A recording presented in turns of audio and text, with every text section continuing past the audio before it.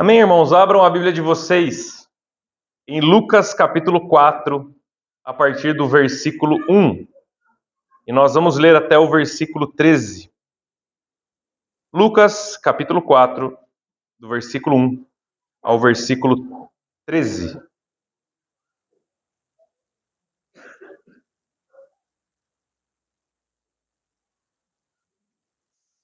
Amém? Todos acharam? Assim diz a palavra do Senhor.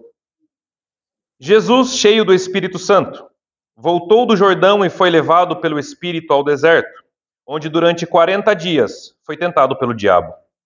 Não comeu nada durante esses dias e ao fim deles teve fome. O diabo lhe disse: Se és o Filho de Deus, manda esta pedra transformar-se em pão. Jesus respondeu: Está escrito, nem só de pão viverá o homem. O diabo levou-o a um lugar alto e mostrou-lhe num relance todos os reinos do mundo.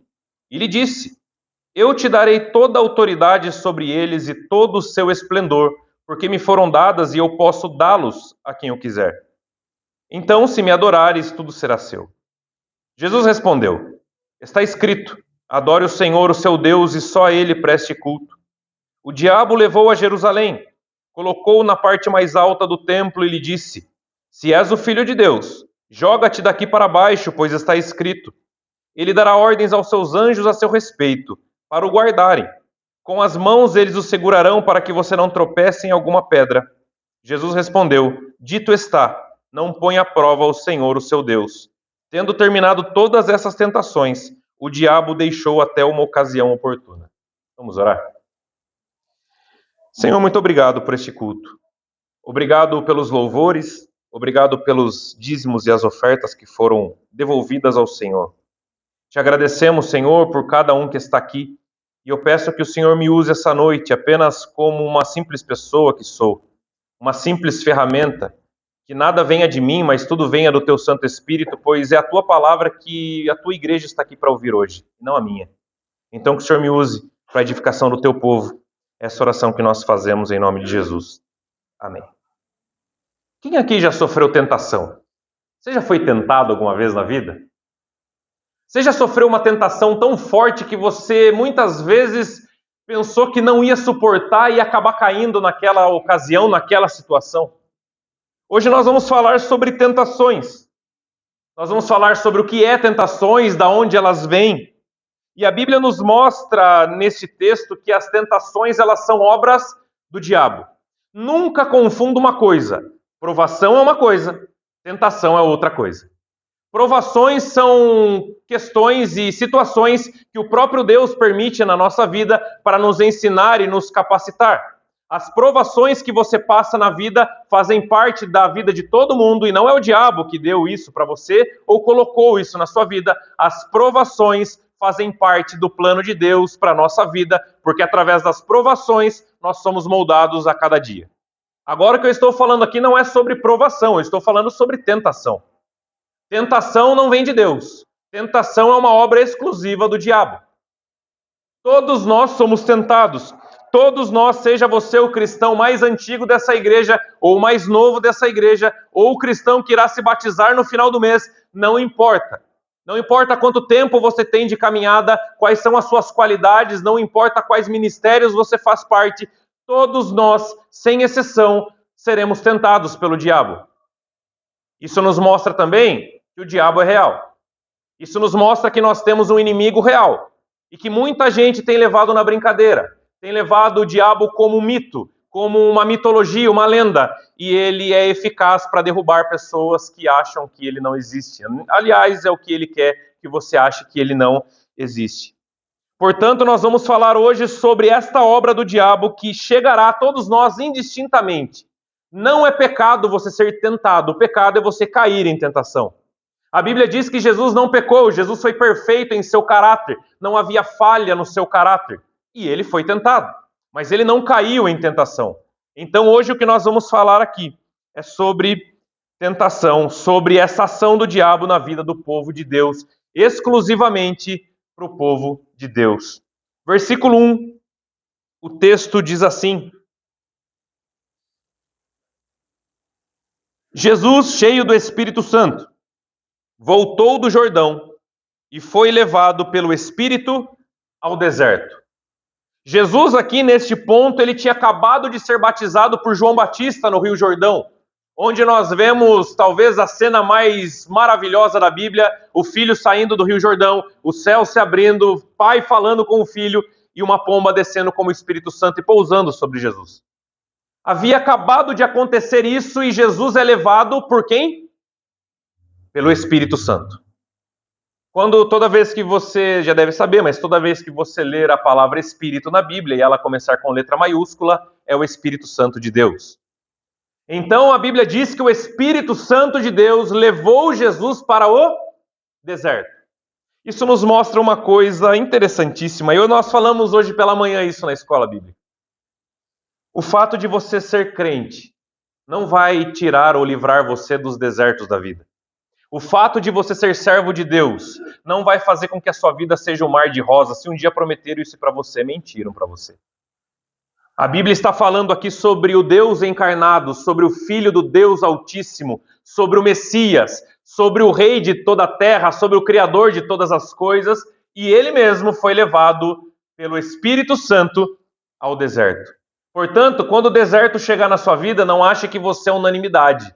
Quando o deserto chegar, não ache que isso é algo que Deus não olha mais para você ou Deus não te ama mais. Não. O deserto faz parte da minha vida, da sua, e fez parte até da vida do Filho de Deus aqui na terra. Portanto, nós vemos que aqui, seja você crente ou não, seja você rico ou pobre, seja você famoso ou anônimo, seja você crente ou ateu, não importa, o deserto chegará para você e para mim, sem exceção. Então acostume-se. Se você está passando pelo deserto, é sinal de uma coisa, que você está vivo. Todo mundo passará por isso. Versículo 2 e 3, nós continuamos o texto e ele diz assim: onde durante 40 dias ele foi tentado pelo diabo. Não comeu nada durante esses dias e no fim deles teve fome. O diabo lhe disse: se és o filho de Deus, manda esta pedra transformar-se em pão. Aqui nós vemos o primeiro ponto e a primeira característica do diabo. Efésios 6 diz que a nossa luta não é contra a carne, não é contra sangue, mas é contra principados e potestades. A Bíblia nos apresenta um inimigo real, um inimigo que nós não podemos negligenciar, um inimigo que ele não tem toda essa fama que em muitas igrejas colocam, mas ele é real, ele existe. E aqui nós vemos uma característica importante. A primeira coisa é que ele é insistente e paciente. Se tem uma coisa que o seu e o meu inimigo é paciente. Ele é insistente, ele é perseverante em derrubar os filhos de Deus. Acompanhe que no versículo 2, ele tentou Jesus por um dia? 2. 3. Quantos foi? 40. Ele tentou Jesus por 40 dias. E se ele foi persistente com o Filho de Deus, que era perfeito, imagine comigo e com você como ele será persistente. Talvez ele não precise perseverar tanto, porque nós cairemos no primeiro ou no segundo dia, certamente. Mas ele tentou Jesus 40 dias. E isso nos ensina que vão ser constantes e diárias as tentações. Você sofre tentação? Você passa por tentação uma atrás da outra e fala: Senhor, quando isso vai acabar? Isso nunca vai acabar, porque isso não é obra de Deus, isso é obra do seu inimigo. E as tentações serão constantes na sua vida e na minha. Seja qual área for, seja qual situação ou dificuldade você tenha, o diabo ele vai tentar você enquanto ele puder. Enquanto você estiver vivo, você será tentado pelo diabo. Se acostume com isso. Se acostume com isso. Porque se o nosso papel é louvar a Deus e temos Deus como nosso bom pastor, somos ovelhas do pastoreio dele, o papel do nosso inimigo é nos tentar, é a função dele. Então não se assustem com isso, faz parte de quem ele é a natureza dele, ele é o inimigo e ele vai tentar derrubar você e eu todos os dias. Por isso a Bíblia diz: orem sem cessar. Resistam ao diabo. Resistência. Você continuar firme, não é um dia, 2 dias, 3 dias, não. Resistam ao diabo e uma hora ele vai fugir de vocês. Então nós vemos o primeiro ponto é que ele é insistente, ele não deu trégua, ele é perseverante. E o segundo ponto que nós vemos é que ele é oportunista. Ele é oportunista e observador. O texto continua e diz que Jesus não comeu nada durante esses 40 dias. Ele teve o quê depois dos 40 dias? E o que foi que o diabo falou para Jesus? Qual foi a artimanha, qual foi a ferramenta que ele usou para tentar fazer Jesus cair na sua tentação? Ele viu que Jesus não comia nada há 40 dias, ele observou a situação, Jesus estava com fome, porque Jesus era 100% homem, 100% Deus, é o que nós falamos sobre união hipostática. Jesus foi uma única pessoa na história do universo que teve duas naturezas coexistindo dentro da mesma pessoa. Ele era 100% homem e 100% Deus, portanto ele teve fome, era uma prova da sua humanidade. Então Jesus teve fome e o diabo, percebendo isso, fez uma proposta para ele. Se tu é o filho de Deus mesmo, rapaz, transforma essas pedras em pães e coma. Você não está com fome? Você não está com fome, não? Não é isso. A sua necessidade agora não é essa. A sua necessidade imediata agora não é encher o seu estômago. A sua necessidade agora, imediata, não é comer algo. Então, se o Senhor é filho de Deus, se você realmente é quem você diz que é, transforma essas pedras em pães e come, está tudo resolvido. O diabo sempre vai aparecer para você com a solução mais prática e rápida de todas. Ele sempre vai aparecer para você oferecendo a melhor oportunidade, a oportunidade imperdível. Ele sempre vai aparecer para você de uma forma que você vai olhar e falar: nossa, eu nunca tinha pensado nisso. Isso resolve todos os meus problemas. Ele viu que Jesus estava com fome e ofereceu pão. Talvez o diabo conheça você melhor do que você mesmo. O diabo, ele observa você todos os momentos da sua vida, desde o momento em que você levanta até o momento em que você vai dormir. A Bíblia diz que ele está como um leão ao nosso derredor, buscando uma brecha para nos destruir. Ou seja, ele observa você e eu a todo momento. Ele é observador, ele é persistente, ele é estrategista. Ele não viu falha de caráter em Jesus, mas percebeu que ele estava com fome e tentou fazer com que Jesus caísse na fome. Mas Jesus é Deus e jamais cairia como não caiu, mas nós não. Se ele for observar na nossa vida, ele verá muitas brechas, não uma nem duas, ele verá muitas brechas. E sabe de uma coisa que nós temos que entender? Ele sabe qual é a sua fraqueza. Você sabe qual é a sua fraqueza? Você sabe? Tem alguns que sabem, outros que ainda não sabem, mas você sabe qual é a sua fraqueza? Ele sabe.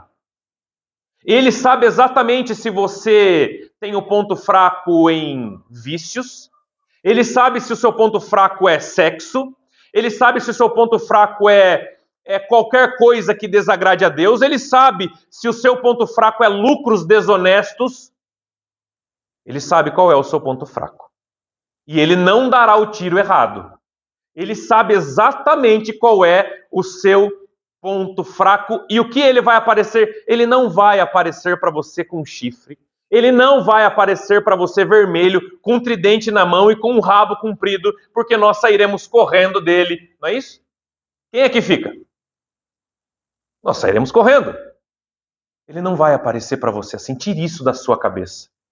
Se você teve fraqueza nas drogas, ele vai aparecer para você num baseado ou num copo de álcool. Se a sua fraqueza é no sexo, ele aparecerá como um homem ou como uma mulher. Se a sua fraqueza é lucros desonestos, ele aparecerá com aquela vendinha que você sabe que não pode fazer, mas é muito boa, não dá para perder a oportunidade. Ele nunca vai aparecer para você de uma forma que te assuste, porque ele quer atrair você para derrubar você. Portanto, ele é estrategista e sabe exatamente onde está a sua fraqueza. E sabe qual é o grande perigo? Porque muita gente cai porque confia em si mesmo. Tolo é o homem que confia no homem. Você confia em você, você acha que você é bom demais? Você acha que você é bonzão? Você acha que você resolve todos os seus problemas? Você acha que você está no controle da sua vida? É dessas pessoas que ele mais gosta de derrubar, porque é mais fácil. Agora, aquele que vive na dependência do Senhor, aquele que entrega tudo nas mãos de Deus, aquele que sempre ora e reconhece as suas fraquezas, esse está alicerçado na rocha, e a rocha é Cristo. Não confie em si mesmo, porque você tem muitas falhas assim como eu tenho. E se nós confiarmos em nós, o tombo não demorará muito. Um exemplo positivo, José. José chegou a um ponto que ele estava na casa de Potifar, ele era empregado de Potifar, escravo de Potifar. E ele era jovem, a Bíblia diz que ele era um jovem bem apessoado, ou bonito, ou bem alinhado. Como é que você diz aí? É uma pessoa que é bonita. Enfim. Ele era bonitão. E o texto diz que a mulher de Potifar queria se deitar com ele. Potifar saía para fazer as coisas dele. José trabalhava dentro da casa de Potifar e a mulher de Potifar diz que todos os dias tentava agarrar José e dizia: deite-se comigo. Deite-se comigo. Todos os dias, constantemente tentando aquele rapaz, até um ponto em que ele estava no quarto com ela. E o que ele fez? Uma pergunta aqui, Você acha que José queria ou não? Certamente ele queria. Ele era jovem e a sua natureza com certeza faria com que ele caísse com a mulher de Potifar. Prova disso, que ele reconhecia a sua fraqueza, que ele correu. Ele não ficou ali frente a frente com o perigo, ele não ficou ali e disse para ela: olha, dona, sei lá o nome dela. Ô, dona aqui, dona, eu não vou fazer nada com você, mas eu vou sentar aqui na cama junto com a senhora, vamos bater um papo até o seu marido chegar. Se ele fizesse isso, você acha que ele cairia? Certamente ele cairia. Ele fugiu, ele correu. E aí está o segredo da tentação. Quando nós estivermos sofrendo tentações, corra, não pague para ver, não ache que você é bom demais, não ache que você tem o controle das coisas, porque você vai cair. Fuja. Evite lugares, evite locais, evite amizades, evite qualquer meio que possa fazer com que você caia na sua fraqueza. Não existe mágica. Existe sabedoria para viver uma vida com Cristo. A Bíblia diz que as más amizades corrompem os bons costumes com quem você tem andado. A Bíblia diz que a boca fala o que o coração está cheio, o que você tem ouvido e enchido o seu coração. Nós precisamos de sabedoria, porque senão nós seremos presas fáceis para o diabo. Versículo 4, acompanhem comigo. Diz assim: E Jesus respondeu: está escrito, nem só de pão viverá o homem. Jesus, ele era Deus. Se ele quisesse ali de alguma forma fulminar Satanás, ele faria, ele era Deus. Ele é Deus. Mas curioso que Jesus, ele usa a Bíblia. Jesus usa a Bíblia. E ele diz, está escrito, nem só de pão viverá o homem, nem só de barriga cheia viverá o homem, nem só de dinheiro viverá o homem, nem só de uma despensa lotada viverá um homem, mas de toda palavra que procede da boca de Deus. Jesus, ele usa o texto bíblico de Deuteronômio 8:3, sabe por quê? Porque ele conhecia a Bíblia. Ele usou a Bíblia porque ele conhecia a Bíblia. Ele usou a Bíblia porque ele sabia o que ele estava falando. Jesus está dizendo, olha, não apenas de alimento físico vive uma pessoa, mas principalmente de alimento espiritual. E aqui Jesus diz que a palavra de Deus é o nosso alimento espiritual. Quem aqui almoça todo dia, gente? Só para eu saber, levanta a sua mão. Almoça todo dia. E janta? Janta quase ninguém janta, eu amo jantar. Chame para jantar na sua casa. Por que você almoça todo dia? Por que você se alimenta? Quem aqui ainda faz academia e toma alguma proteína, sei lá o que vocês tomam? Por quê? Porque isso é bom para o corpo físico de vocês. Por que nós nos alimentamos? Porque isso é bom para o nosso físico. E o espiritual, como que eu alimento? Quer dizer, eu posso ser uma pessoa fisicamente forte, mas espiritualmente anêmica. Eu posso ser uma pessoa fisicamente forte, mas espiritualmente na UTI. Você lê a Bíblia? Você conhece as Escrituras? Você sabe o que dizer para o diabo quando você estiver em tentação? Você sabe como se defender? Salmo 1 diz que bem-aventurado é aquele que medita na lei do Senhor de dia e de noite. Bem-aventurado, ou seja, felizes, seguros são aqueles que têm a lei do Senhor aqui. Não apenas na consciência que sabe o que está escrito, mas desceu para o coração e se torna prática de vida. Bem-aventurados aqueles que meditam na lei do Senhor, e essa pessoa, Salmo diz, que é como árvore plantadas à beira de águas correntes, que dá o fruto no tempo certo. Você já viu alguma árvore na beira de um lago seca? Você já viu alguma árvore na beira de águas correntes, morta, seca, sem vida? Você nunca vai ver, por quê? O rio ou a umidade do local sempre vai estar ali irrigando as raízes da árvore, ela sempre dará fruto.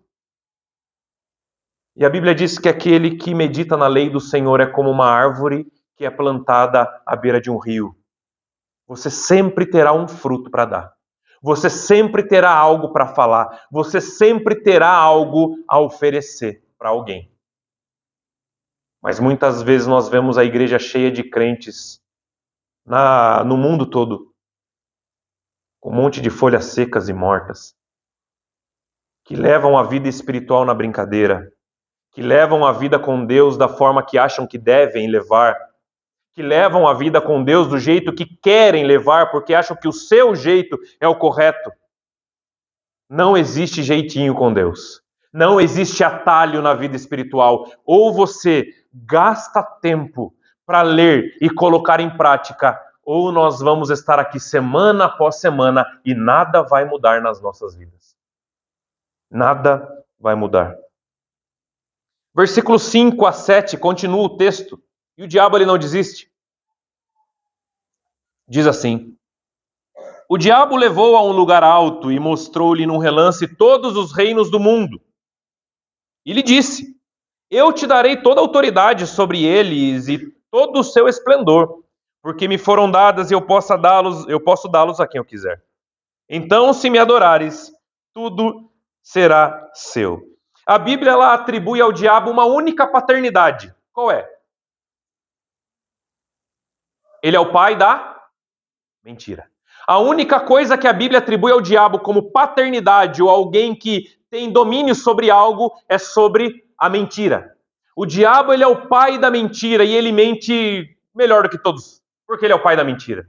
Repare que ele promete coisas a Jesus que nunca foram dele e nem são dele. Ele leva Jesus e mostra todos os reinos do mundo e diz a Jesus: olha, se você se prostrar a mim, se você se submeter a mim, eu darei tudo isso aqui, ó. Tudo isso que você está vendo será seu, porque são meus, e eu posso dar a quem eu quiser. Então ele mente, porque ele não é dono de absolutamente nada. A Bíblia diz que Deus é o Deus soberano sobre a terra, sobre tudo que existe. Todas as coisas são dele, por ele e para ele. Não existe coisa alguma que pertença ao diabo. Só que para tentar fazer pessoas caírem, ele faz promessas falsas. Ele passa cheque sem fundo. Ele conta histórias maravilhosas para derrubar pessoas e muita gente tem caído. Qual foi a última vez que ele contou uma mentira para você? Você acreditou, seguiu e quebrou a cara? Qual foi a proposta que ele te fez, mentirosa, que parecia ser tão vantajosa? Porque ele levou Jesus e mostrou todos os reinos da terra. Você concorda que, humanamente falando, é vantajoso? Eu vou ser rei de tudo. Tudo bem que para Jesus isso não tinha ego, não tinha importância, mas ele ofereceu tudo para Jesus. Quantas coisas o diabo tem oferecido para você, para te tirar dos caminhos de Deus? Quantas coisas o diabo tem oferecido para você lá fora, para você desobedecer os seus pais dentro de casa e achar que está certo? Quantas coisas o diabo tem colocado na sua vida para te tirar do foco? Quais são as propostas que você tem recebido? Eu já falei isso aqui. Você sabe por que a Bíblia chama eu e você de ovelha? Não é um elogio, tá bom? A Bíblia nos chama de ovelhas, não é porque é um elogio, não.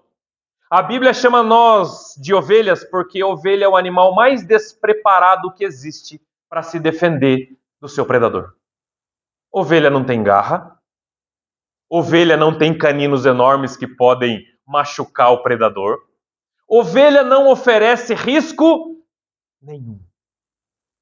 Além disso, ela é um animal muito como posso dizer, distraído. Enquanto ela está comendo grama, enquanto ela está pastando, ela vai se afastando facilmente do rebanho, sai do aprisco e se torna presa fácil. Por isso que cada rebanho de ovelha tem um pastor, exatamente. E a Bíblia diz que nós somos ovelhas e o nosso bom pastor não sou eu não. Se vocês caírem no buraco, não vai achando que eu vou pular lá, quem é o bom pastor é Cristo. Por isso que nós precisamos do bom pastor, porque nós somos ovelhas. Somos despreparados e somos distraídos. Você é distraído? Nós não percebemos o perigo, nós não percebemos que estamos nos afastando do rebanho, nós não percebemos que estamos nos afastando do nosso bom pastor, que é Cristo. E quando nós nos damos contas, o lobo já está no cangote, pronto para nos devorar. Por isso que Jesus diz: eu sou o bom pastor, e as minhas ovelhas ouvem a minha voz. Por isso que nós ainda estamos de pé, porque se nós somos ovelhas de Cristo, nós ouvimos a voz do bom pastor. Se você ainda está de pé, não é porque você é bom, não. Não é porque você é especial, porque você é genial. Se você está de pé, é porque o bom pastor tem olhado por você todos os dias, 24 horas do seu dia. É por causa dele que nós estamos de pé. Por isso, a importância de nós ouvirmos a palavra de Deus e não sermos levados por promessas falsas. Tem uma frase que diz que nem tudo que brilha é ouro. Nem tudo que parece ser algo de fato é. Nem tudo que parece ser bom vem de Deus. Tem muita gente dizendo que tudo que acontece de ruim nas nossas vidas vem do diabo e tudo que acontece de bom na nossa vida vem de Deus. Verdade. Nem tudo que acontece de bom na sua vida é Deus te oferecendo. Nem todas as propostas maravilhosas, tentadoras e vantajosas vêm de Deus. Analise antes. Tenha discernimento, saiba discernir as coisas. Mas nós saberemos apenas com estudo e leitura constante da palavra. Versículo 8. Continua assim. Jesus respondeu: está escrito: adore o Senhor, o seu Deus, e só a Ele preste culto. Jesus ele usa o texto de Deuteronômio 6:13 porque ele conhecia o texto. Ah, mas ele era Deus, tá? Mas a Bíblia diz que ele era dedicado no estudo da palavra. Com 12 anos ele estava ensinando no templo quando se perdeu dos seus pais na Páscoa. Então não é porque ele era Deus, obviamente que uma sabedoria infinitamente maior que a nossa, mas ele se dedicava. Ele se dedicava, por isso ele sabia, e ele responde ao diabo: adore ao Senhor, seu Deus, e só a Ele preste culto. Daí você pode me dizer o seguinte: eu sou cristão, eu sou evangélico. Eu não sou idólatra. Idólatra é só o povo que se ajoelha perante uma estátua. Idólatra é só o povo que fica colocando um monte de coisa e adorando e orando para tudo quanto é canto. Esses são idólatras. Além desses que são idólatras, nós aqui dentro corremos um grande risco de sermos iguais. Sabe por quê? Idolatria é tudo aquilo que você coloca no lugar de Deus. Deus ele tem que ser prioridade na sua vida. Se Deus não está em primeiro lugar na sua vida, você é um idólatra. E nós corremos o risco de adorarmos pessoas, de adorarmos pregadores, de adorarmos cantores, de adorarmos marido e esposa, de adorarmos filhos, de adorarmos qualquer outra pessoa. Nós corremos o risco de criarmos os nossos próprios deuses. Portanto, não apenas aquele que está lá pode ser considerado um idólatra. Eu e você, se nós não tomarmos cuidado e prestarmos atenção, também seremos idólatras, porque idolatria é tudo aquilo que ocupa o primeiro lugar da sua vida, que deveria ser de Deus. Quem nós temos adorado? Talvez você fale, agora eu não sei dizer, eu não adoro ninguém. Vamos tentar fazer um exercício aqui de realidade, de prática. Quanto tempo você gasta lendo a Bíblia e orando e buscando a Deus? Quanto tempo você gasta com sua namorada e com seu namorado? Quanto tempo você gasta buscando a Deus e quanto tempo você gasta na frente da televisão? Quanto tempo você gasta buscando a Deus e quanto tempo você gasta atrás dos seus hobbies? Atrás daquilo que você gosta de fazer? Quanto tempo você gasta buscando a Deus e quanto tempo você passa na frente de um videogame? Quanto tempo você passa buscando a Deus e quanto tempo você gasta jogando conversa fora no WhatsApp ou rede social? Deus é o primeiro lugar na sua vida?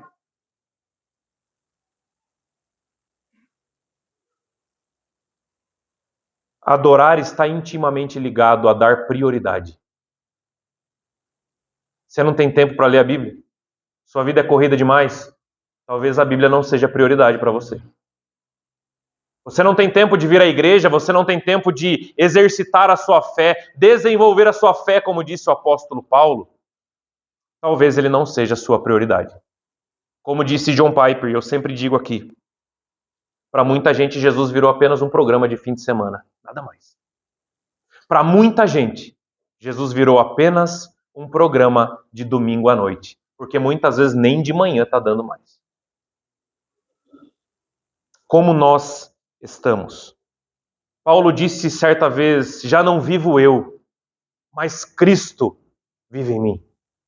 Já não é mais o que eu quero, já não é mais o que eu acho, já não é mais as minhas preferências, os meus desejos. Não existe mais eu, porque já não vivo mais eu, mas quem vive na minha vida é Cristo. Portanto, agora o que importa é o que Ele quer, qual é a vontade dEle para a minha vida, e eu seguir a vontade dEle, não mais a minha.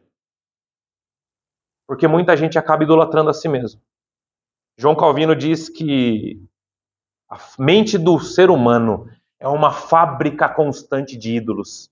Nós temos a grande facilidade de termos ídolos dentro da nossa mente e do nosso coração. Então não ache que idolatria é apenas do lado de lá. Se nós não tomarmos cuidado, nós seremos idólatras também. Se Deus não está em primeiro lugar na sua vida, analise essa noite e coloque Ele no lugar que é dele. Coloque Ele no lugar que é dele. Para caminharmos, versículo 9 ao versículo 11. Diz assim: O diabo levou a Jerusalém, colocou-o na parte mais alta do templo e lhe disse: Se és o filho de Deus, joga-te daqui para baixo, pois está escrito: Ele dará ordens aos seus anjos a seu respeito para o guardarem. Com as mãos eles o segurarão, para que você não tropece em alguma pedra. O diabo, além de tudo, ele é esperto. Porque agora ele mudou a tática, vocês perceberam? Ele tentou pegar Jesus numa necessidade física, que foi a fome.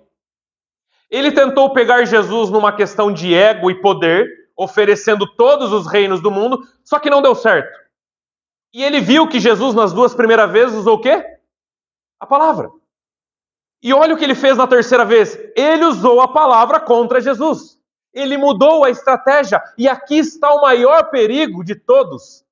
Quando o diabo se apropria da palavra de Deus, distorce ela para enganar muita gente. O diabo citou a Bíblia, tá, gente? Ele não saiu falando, não, ele citou a Bíblia. O diabo citou Salmo 91, versículo 11 e 12. O texto diz assim, coloca para mim, Salmo 91, versículo 11 e 12. Vamos ler na íntegra e nós vamos ver o que o diabo fez com o texto, porque ele perverteu o texto. Versículo 11 e 12 diz assim: Porque ele dará ordem aos anjos a seu respeito, para que protejam você em todos os seus caminhos. Com as mãos eles o segurarão, para que você não tropece em alguma pedra. Volta e vamos ler todos juntos agora. Porque ele dará ordens aos anjos ao seu respeito, para que protejam você em todos os seus caminhos. Com as mãos eles o segurarão, para que você não tropece em alguma pedra. Foi esse texto que o diabo usou. Agora, Duda, coloca para mim no texto que a gente está falando hoje, o versículo 9, vamos ver a versão do diabo. Pode ir mais. Olha o que ele disse. Vamos todos? Pois está escrito: ele dará ordens aos anjos dele a seu respeito, para o guardarem.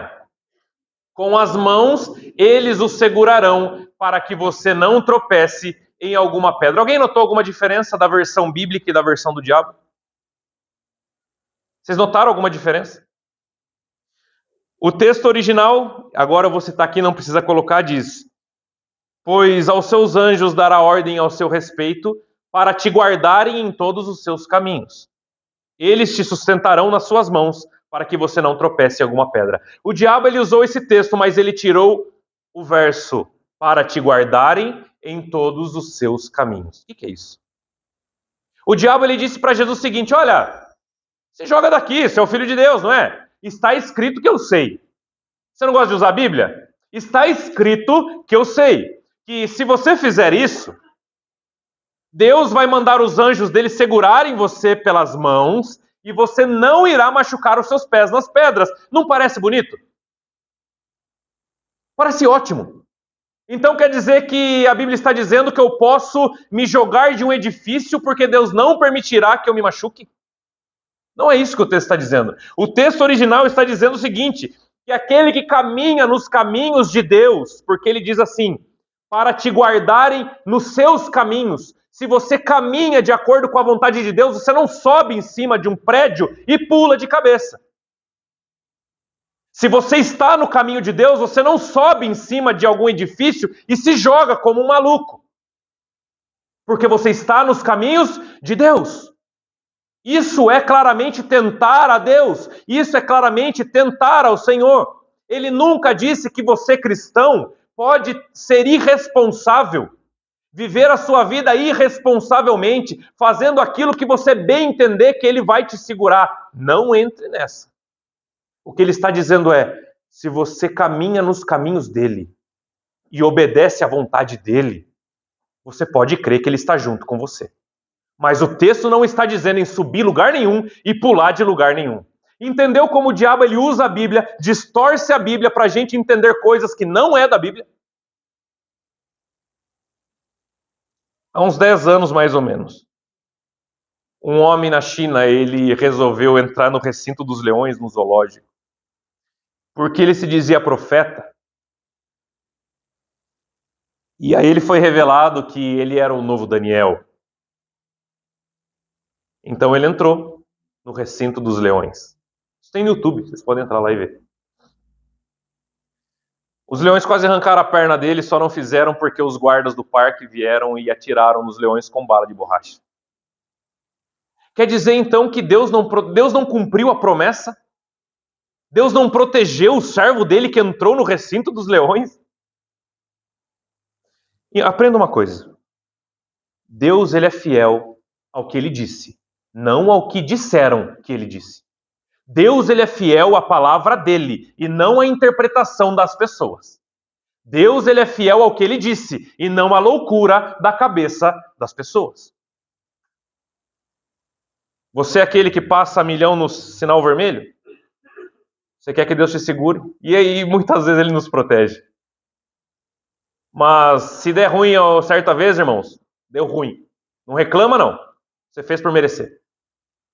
Você é aquele que é irresponsável em tudo que você faz? Quando der ruim, não fica achando que Deus não gosta de você, não ama, não olha por você. É lição, porque tudo que vai, volta. Tudo que você planta, você colhe. É irresponsável? Então aprenda e arque com as suas consequências. Não ache que Deus tem que livrar você das consequências daquilo que você faz de errado.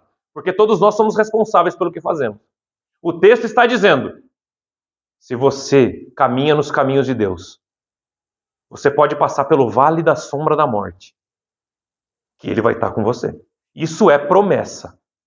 Isso é promessa. Mas não tente o Senhor, o seu Deus. Não faça isso. E Jesus responde a mais uma tentação. Versículo 12, ele diz assim: Jesus respondeu: dito está, não ponha à prova o Senhor, o seu Deus. Jesus dessa vez menciona Deuteronômio 6,16. Jamais devemos tentar a Deus. Jamais devemos tentar a Deus para que Ele faça algo que Ele nunca prometeu que faria. Irmãos, sabe qual é o maior perigo? E hoje nós vemos nas igrejas muito acontece. O diabo, ele mudou de estratégia e ele tem estado dentro de muitas igrejas, usando a boca de muitos pastores, usando a boca de muito líder religioso na internet, em qualquer lugar, que fica prometendo mundos e fundos, sendo que Deus nunca prometeu algo. E sabe o que é incrível? Geralmente essas igrejas estão abarrotadas.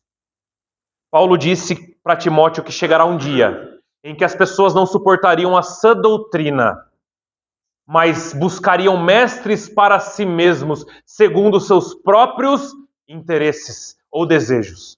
As pessoas seguem pessoas, as pessoas vão atrás daquilo que agrada, as pessoas vão atrás daquilo que é confortável, as pessoas não suportam muitas vezes mais ouvir o evangelho simples, ouvir o evangelho como ele é. E por isso as pessoas fazem um malabarismo com a palavra de Deus, enfeitam o evangelho para ele parecer mais bonitinho, para que você aceite ele. A palavra de Deus não precisa ser enfeitada para ninguém engolir ela. Ela é como ela é. Ela é a palavra de Deus. Como Paulo disse, eu não me envergonho do evangelho, porque o evangelho é o poder de Deus para a salvação de todo aquele que crê.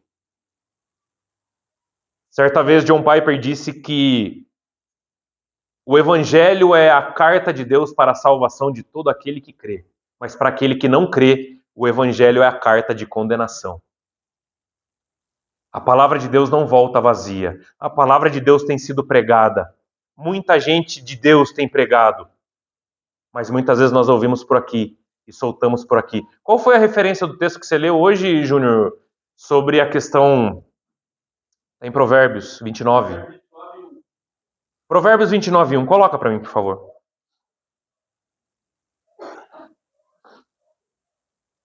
Quem insiste no erro depois de muita repreensão será destruído sem aviso irremediavelmente. A palavra de Deus não tem falado? A palavra de Deus não tem orientado? A palavra de Deus não tem mostrado? Mas muitas vezes a gente repete os mesmos erros e nada muda. Estamos aqui no domingo, a segunda começa normalmente como sempre começou, não há uma mudança de postura, não há uma mudança de vida, e a semana passa. Chega no final de semana, estamos aqui de novo, e assim vai, vira um ciclo vicioso e nada muda. A palavra de Deus apenas ouvida e não praticada, ela é uma palavra como de qualquer outra pessoa. Porque ela é viva e eficaz na vida daqueles que o praticam. Você tem praticado? Você tem procurado ler e praticar, porque é isso que importa, afinal de tudo. No final de tudo, o que importa é isso. Jesus disse, verdadeiramente vocês serão meus discípulos quando praticarem as minhas palavras. Não tem como separar a teoria da prática, não existe uma vida cristã teórica. Não existe uma vida cristã apenas na teoria, se não vier para o campo da prática. As duas coisas precisam caminhar juntas. Por isso Tiago diz, a fé sem obras é morta.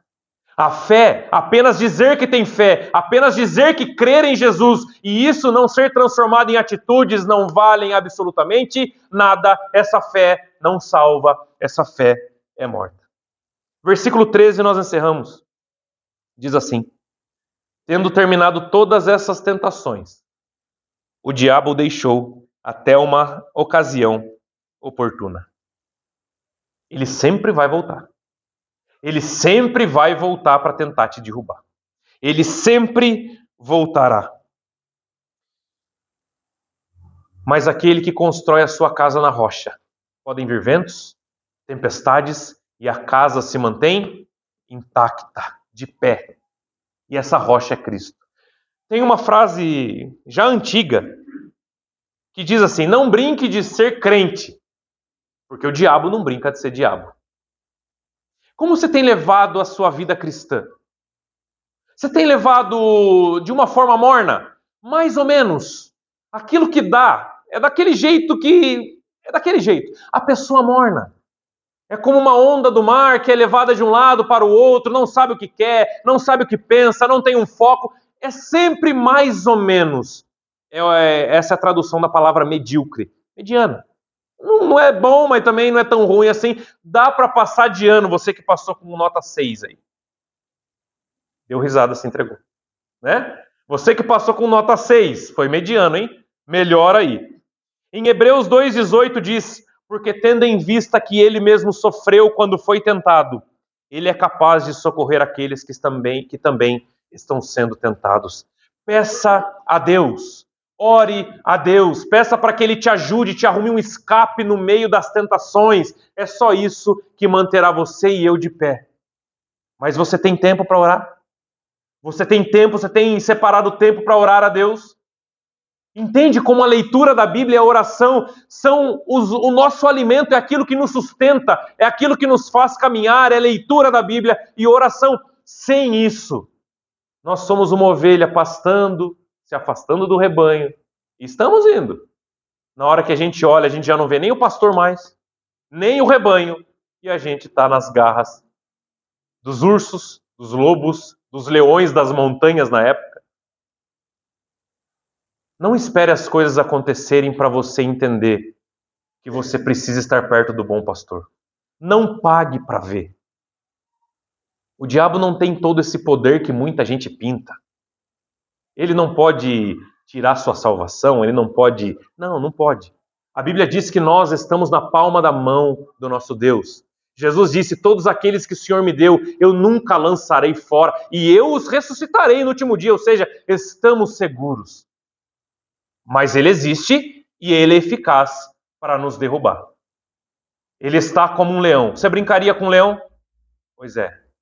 Não brinque com a sua vida espiritual, porque mais cedo ou mais tarde você estará caído.